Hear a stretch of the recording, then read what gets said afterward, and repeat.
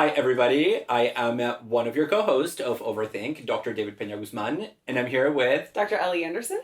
And we are continuing our series of videos for YouTube devoted to a particular thinker in a particular text. And today we're going to be tackling a book that was really formative for me as an undergrad, actually. Pedagogy of the Oppressed by Paulo Freire. And he was a Brazilian author who wrote this text as critique of prevailing educational practices and philosophies of education. When did this I book... like how because you don't speak Portuguese and he's a Brazilian, you just said it fully anglicized. Paulo Freire? Yeah. Yeah, I don't know how to pronounce this in Portuguese. I just figured as a fluent Spanish speaker, you would have at least said Freire. but so is it Freire or Freire? Freire Hall is our dining hall where I teach. So I'm just going to say Freire from now on. Yes, I chose not to butcher it and just to do the anglicized version. Paulo Freire. I didn't mean to put you on blast. We can restart the video if you want. No, it's all good. And so this is a book that came out in, let me get the date exact, 1970. And the book is divided into 3 chapters with a preface. And today we're going to be focusing on chapter 2, which is where Freire introduces and unpacks. There's 4 chapters. I was is there 4? There's 3 chapters. Oh, I'm sorry. Anyway, yeah. It doesn't matter how many chapters there are. Well, it's just since you mentioned it, I was like, set the record straight. Not me just like gadflying over here. Like, it's actually 4 chapters. I can't believe you said Freire. Anyway, go ahead. And it is the chapter where he introduces the concept for which he is most known, which is the banking model of education. So we're going to be spending some time today talking about that concept, what he means by it, and then what we think about it. So, Ellie, get us started. Okay, so, his concept of the banking model of education, like you said, has been extremely influential in philosophy of education in the 20th century till today. Although, if we'd actually taken its insights more seriously, perhaps the educational landscape would look a bit different in, dominant spaces than it does today. But basically, the idea is that we live in a society where the dominant model of education that has come to take hold is that of filling students up with information as if they're a sort of deposit box, right? Mm-hmm. And so the banking model of education has to do with the idea that if you're my student and I'm your teacher, I am feeding you information that you are then receiving. Yeah. It's just kind of passively pouring into you, and then you are, have it. So I think it treats education as information to be possessed. And I think you see this, it's just such a profound analysis because you see this everywhere today. And just the first thing that pops to mind for me is something I saw recently on Twitter, but I think it's part of a broader discourse having to do with the idea that there are certain kinds of writing that are more information dense than others, and the least information dense kinds of writing can be encapsulated into a few short bullet points, which is just such a bizarre way to be thinking about writing, even if it is primarily informational, right? But this idea that we can listen to an audiobook at double time, so we can listen to double the audiobooks and have double the knowledge, or that we can read a short summary about a text rather than actually engaging with it. This discussion is not meant to be, okay, here's your 20 minutes on Freire so you don't actually have to read the text yourself, nor is it some of the shorter lectures that we do. They aren't meant to be just in place of this. They're meant to, sort of empower people to study this stuff on their own, but I think it's really easy to be like, here's a 10-minute soundbite about so-and-so. Or to deepen the conversation after the fact of reading, right? Like where we pick apart ideas, we pull threads that we think are significant, so on and so forth. Yeah, which isn't necessarily to say that we're exempt from this. I think I would definitely say that I can fall into the banking model of education too. And just institutionally speaking, as college professors, we sort of have to a certain extent. So I don't want to be like, we're morally pure, we've taken Freire's insights all to heart. Not me now just saying Freire like you did initially. But I don't speak fluent Spanish or Portuguese. So, okay, anyway, I'm going to stop with the pronunciation thing because it's such a trope. It's like we always get comments on YouTube like, oh, this person, the pronunciation of this person's name. Okay, so I'm going to just be quiet about that and hand it over to you. No, so your comment that we are not immune to the banking model of education because to some extent we have to, makes me think of the parts of the text where Freire talks about what this model of education actually entails. And it entails a bunch of dichotomies that apply to the teacher and the student, right? The teacher knows everything to begin with, the student knows nothing, the teacher is active, the student is passive. And one of the ones that he talks about is the fact that, and I take it that this is what you mean when you say that to some extent we can't escape it. He says the teacher chooses, this is on page 73, there's a list. Oh, yeah. And he says, not H, letter H, the teacher chooses the program content and the students adapt to it. And at another point in time, he says the teacher evaluates the students and the students just have to live with the evaluation that the teacher has given them. And those two in particular, the fact that we as professors are the ones that create the syllabus, choose the readings, choose the assignments, and that we in fact have to give a letter grade to our students, show how deeply ingrained this model is, such that in many cases, it's kind of hard to imagine what our jobs would look like if that weren't the case. I mean, maybe we would like to experiment with that, but the institutions don't allow it. Yeah, absolutely. I'm like already getting emails about next semester, 6 months from now, people being like, do you have a syllabus you could share for this class so they can decide whether to email take me the it. night before.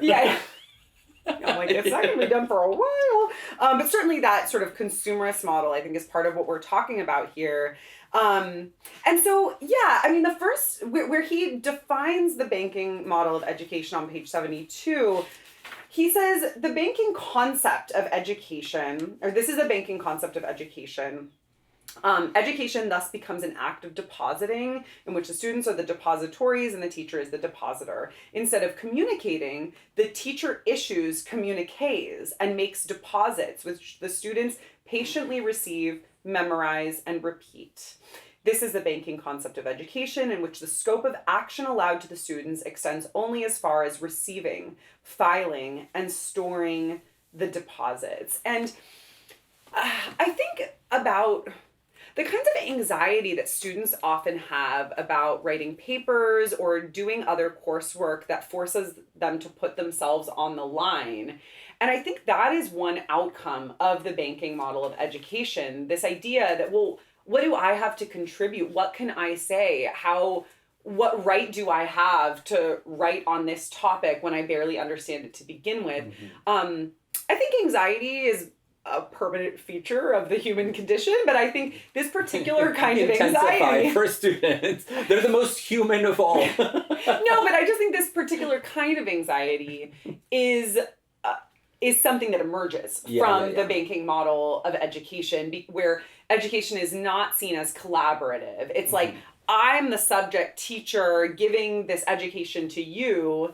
And then it's like, okay, well, if the student has taught to be this passive recipient of all of this knowledge, then no wonder they feel that they have nothing to say, nothing to contribute in a substantive sense once the time comes around to write a final paper. Yeah, and he talks about the distinction between memorizing information and truly understanding the subject matter, the problematics, the stakes, the consequences, so on and so forth. And he does say that the ramifications of the banking model of education are pretty significant. And maybe we can talk a little bit about what this model ultimately leads to, because immediately after the quote that you just read about the banking model of education, he says they do, it is true, the students have the opportunity to become collectors or catalogers of the things that they store. In other words, they can, I guess, think about the things that they've memorized a little bit.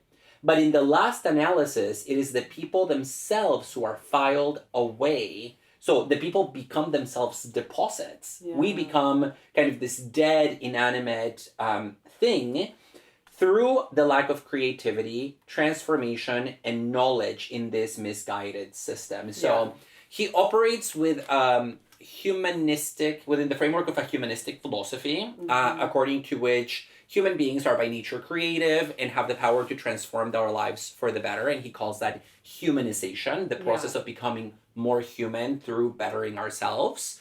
And he ultimately seems to believe that the banking model of education dehumanizes students by preventing that process of further humanization from taking place. Yeah. Hence, the students become deposits themselves. Yeah. And I think in that kind of claim, you can really see the influence of Hegel and Marx on Freire. Yeah. I mean, he's definitely adopting a lot of core claims and ideas from these two thinkers. He's known as a Marxist philosopher.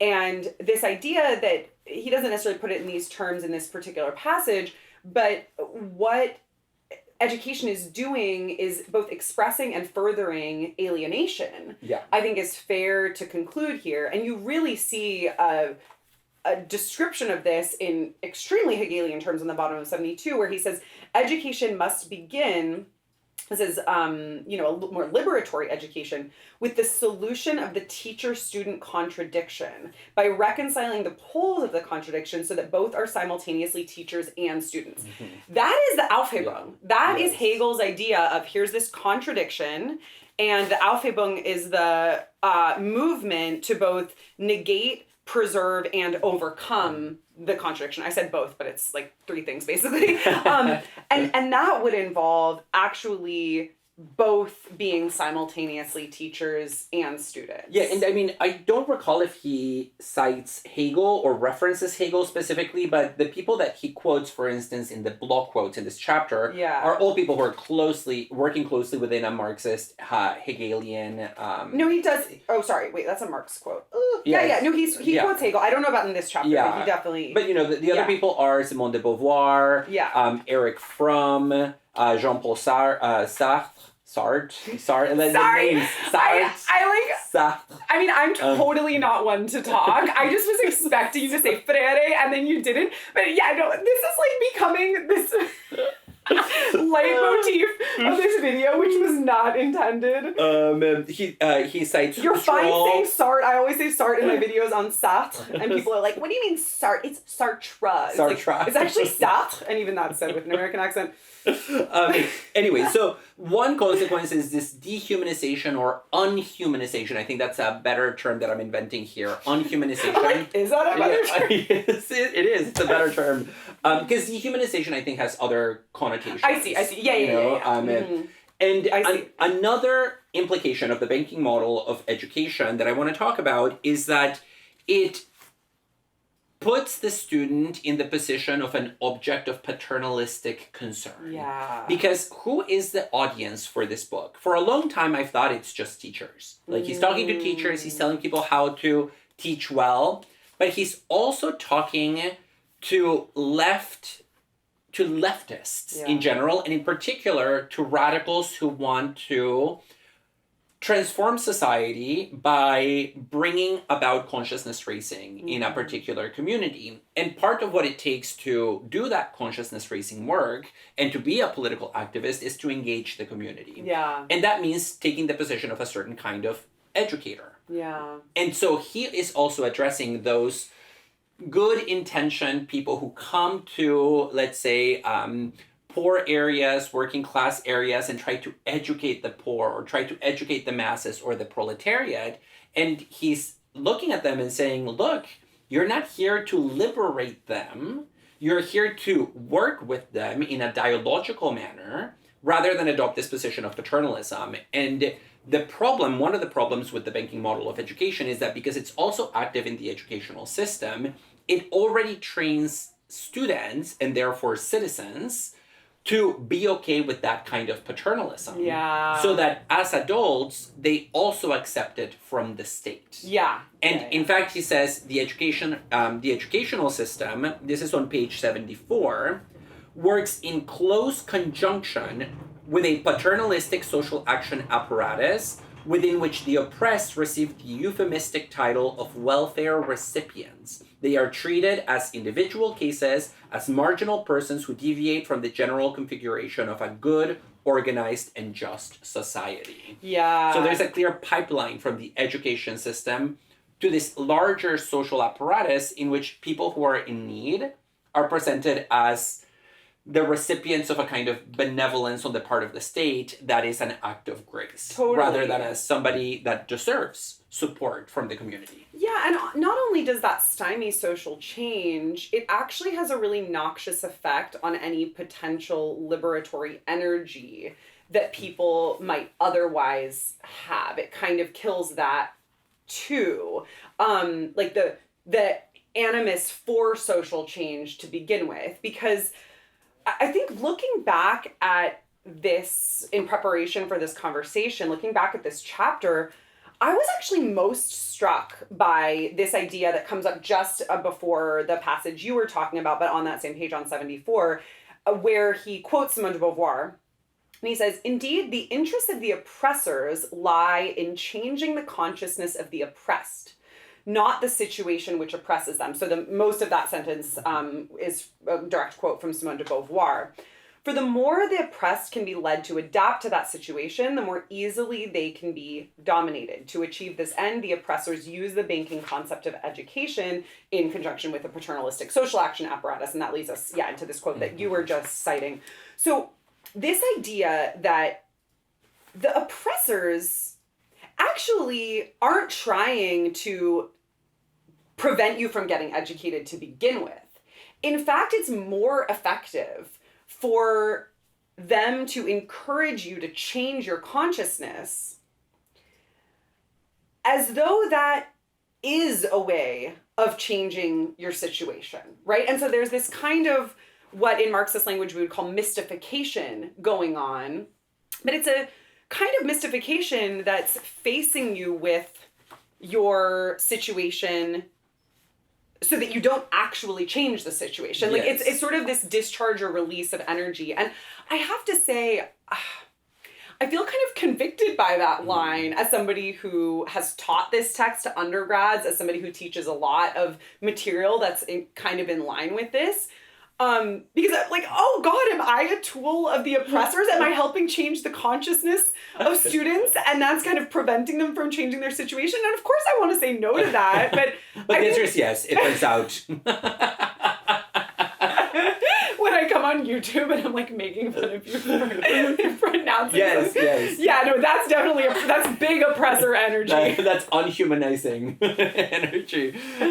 So I think there's a distinction though that we should draw here between the dominant class having an interest in educating the dominated class in any particular direction, and educating the class to be adaptable to whatever is in front of them. Because I took him to mean that the current system of education does encourage people to change their consciousness, but by that he means that it encourages students to constantly adapt to whatever the student wants, to whatever the teacher wants, right? Okay. If the teacher says write an essay, they do it. If they say give a presentation, they have to do it. Yeah. And so the subject, the educational subject here, the student, becomes an infinitely pliable subject without commitments. Totally. Where the only function of education is just to make you ever more supple so that you can withstand ever more oppressive external circumstances. Yeah. So you're just like this like cellophane man, just like bending in every which way as a way of surviving.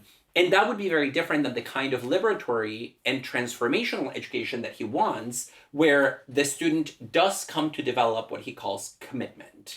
Through dialogue with the teacher and through overcoming this contradiction, which is the teacher-student relationship. Yeah. No, I think that's very fair to say, and there's a lot of support for that in the text. So I think that's absolutely right. I want to think about what the sort of more positive vision that he has in mind might be on this basis. Does this feel like a right time to move on to that?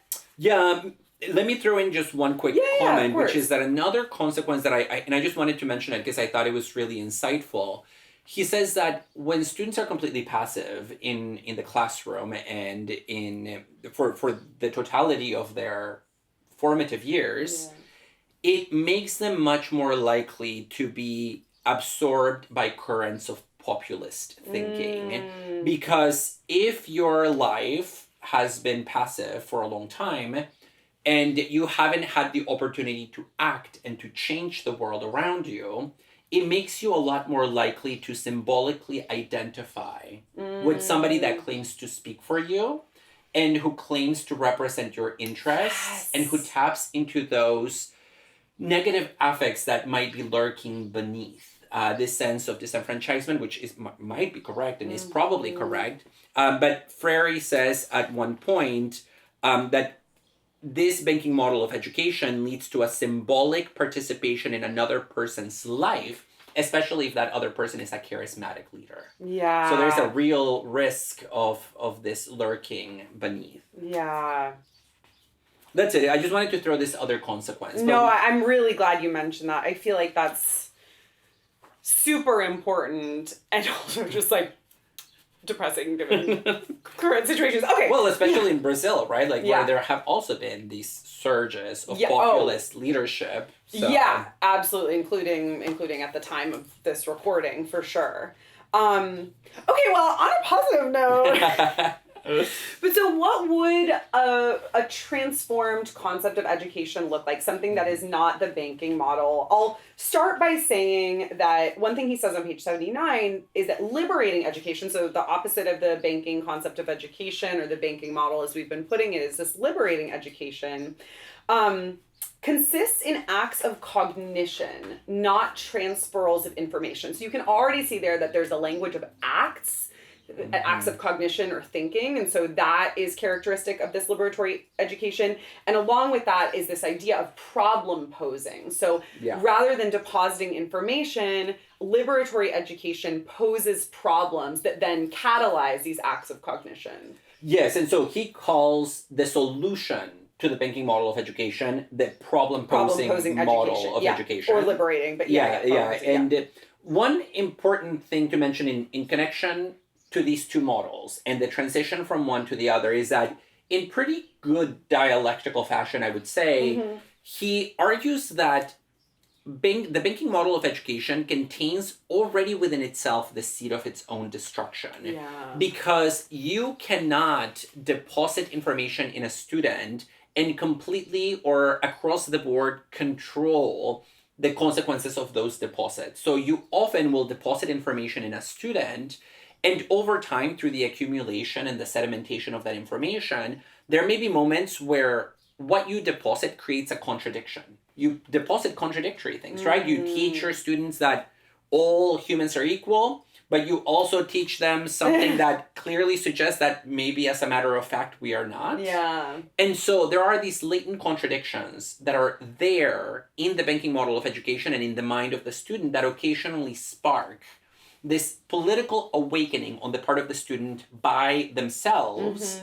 But Freire says, as educators, we cannot wait for that to happen. And so we need to have that spark also in ourselves. And that's where this other model and approach to teaching comes in. Okay. But liberation can come from either side of the distinction between the student and the teacher under the banking model of education. Yeah. And now concerning the problem-posing approach to education, what that means is that you present not information, but rather problems that you then invite students to reflect upon and to think about and to imagine solutions to, thereby putting the student in the position of an actor, of an active cognitive agent, and also putting the teacher in the position of the student who might learn from what the students might propose to those problems that are being posed. Yeah, and so that means that it's a horizontal model of education rather than a vertical one. He describes the banking model as a vertical model of education. And in talking about this problem-posing education, following that, this kind of horizontality where, student is teacher, teacher is student, of course, that doesn't mean that they're, or at least I don't take it to mean, you can let me know if you read it differently, but I don't take it to mean that we will find ourselves in a situation where there literally is no person or persons playing the role of teacher in a classroom. Like, I don't read Freire to be like, there's just going to be 20 people in a room. I think there will still be a teacher or teachers, but it's more... It's about the dynamic. Yeah. And so he says here, the students, no longer docile listeners, are now critical co-investigators in dialogue with the teacher. So you can still see there that he's using the term student and teacher to refer to different parties. But there's a model of critical co-investigation which takes us away from this vertical model and puts us on a plane. No, that's exactly right. That's why he says we educators. So it's not as if he even sees himself as no longer an educator. He says we educators need to begin to enact this transition because we are largely the ones perpetrating the problem in the status quo with our approach to education. Yeah. And so there are still teachers.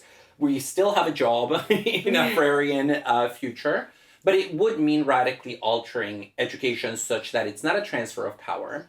And the consequences of that new approach to education, he says, are twofold.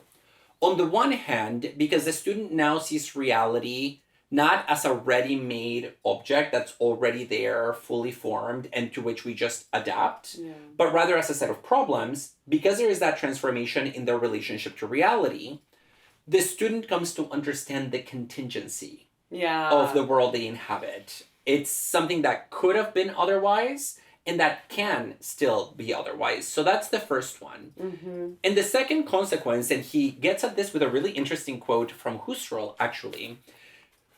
It's a quote from Husserl where Husserl says, look, when I look at something like this table here that we have in the middle of us, when I look at the table, I'm focusing on the table and giving it my attention. But because of the structure of perception, the table sort of has a background and it refers to other things like the books, the bookshelves, etc. There is a low table. Yeah, there's a low table here. I don't know if it's in frame or not. It's like the table. The table, it's illusory, just fictional. And according to Husserl, the background-foreground relationship, what phenomenology does is it makes us attune to the background and bring it into focus so that we see the network of perception as a whole. And he says the problem-posing approach to education does that with the social world. It brings to the foreground what previously was inconspicuous or what previously was pushed back so that the student can attend to it and turn it into an object of analysis and critique. Yeah, which in turn means challenging it and creating a new world. Having come face to face with this object, as you're putting it, that they are critically investigating. Yeah. So hopefully we will rise up to the challenge, or rise up, or just rise to the challenge of becoming Freirean educators. It is definitely a tall task, but yeah. Well, and let's also not be sort of naively optimistic about it. I mean, a lot would have to change structurally in order for us to get there, right? And I do think there is some agency that individual educators. I think that there's actually, and I have to say, on a more personal note, rereading this after 20 years. I mean, last time I read it, you can see my post-it notes from undergrad. Tell them about the men thing. This was so cute. So I read this when I was a women's studies major, which I was throughout undergrad. And I opened this and I was like, what are these marks? So every time he uses the word man or men, I crossed out and I wrote women over it. So initially I was confused, but it was during my textually rebellious phase as a feminist. I know, we were like opening our books. David, yours is so well worn, and you were like, yeah, I still have my undergrad annotations here, and I crossed out men and put women. Every time, not just once, but like every time. But anyways, I was going to mention that reading this now as an educator rather than as a student, I actually found it quite inspirational, where it made me feel like I do have this responsibility. Not that I didn't think that before, but yes, I have a responsibility not just to educate students in the sense of conveying information, but to co-create a world with them and aid in their transition into political life, into adult life, and into subjectivity, right? Yeah. And he has a phrase that really stood out for me where he says, your goal should not be to make the world enter the student, but to make the student enter the world. Oh, And I thought that was beautiful. I love that. I first read this in 2016 when I was, it was my first semester as a professor. It wasn't my first semester teaching college, because of course we do that in grad school, but it was my first semester as a professor, and it's had a big impact on me since. So yeah, if you haven't read Pedagogy of the Oppressed already, we highly encourage you to do so. Thank you so much. You want to close this out? We should at least tell them, like, if you want to... No, so if you want to hear more about Ellie and I's positions and views about philosophy, listen to our podcast. You can check out our website as well. And if you want to, you can also join our growing community of patron supporters. And like and subscribe on YouTube. Did you say that? I did not say that. Yeah. But definitely link and subscribe on YouTube. Link and subscribe. Click like and subscribe on YouTube. We've been talking for a little while. Thank you all. Thanks so much for bearing with us. Yes. Bye-bye.